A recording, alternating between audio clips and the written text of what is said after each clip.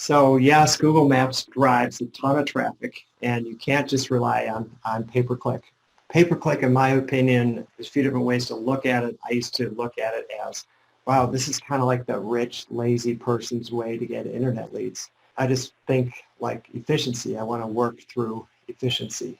So if someone's paying like $5,000 for Google Ads, if they could channel some of that money to SEO, they're going to get a way better return for the money. And typically people trust the local SEO and the organic section more than they do ads. A lot of times people who are clicking ads, they're just clicking the ads and they're really shopping. They're in shop mode. So Google Maps is a huge thing, and there are things that you can do. So I want to be able to power you. So a few years ago, there were 7 listings under the map section, and then it got reduced to 3. So why would Google reduce it from 7 to 3? Because they're pushing people to the ads. They want to make more money, right? Google says don't be evil, but they sure are good at making a lot of money. So they're squeezing that local space, and now there's only 3. Second thing I have highlighted is Google is serving paid ads in the map results. We talk about a 3-pack, but really there's 4.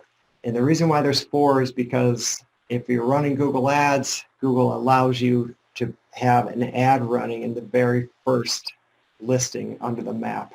And it will say ad in the smallest little box that you can imagine, but that is an ad. So Google is just expanding their selling of their ads. And in November of last year, 2019, Google's listings are more geographical based. People often ask, I'm frustrated. I want to show up in a city 40 miles away from my city. How do I do that? And a few years ago, it's very much industry based. Like, for example, if you were at Google, like coffee, New York City, your coffee shop, boy, like you better be one of the biggest Starbucks in the world to be in that top 3. Or like the dry cleaners industry, that was super, super tight. And the contractors, Google gave them a little bit more space to rank, but now they've got even tighter. And you know why? Because Google wants to push people to ads, but there's still ways to rank in the map section, which we're covering. And then Google Local Services ads are live in most markets. A lot of waterproofers do not do. The majority of them do not do anything with Google Local ads.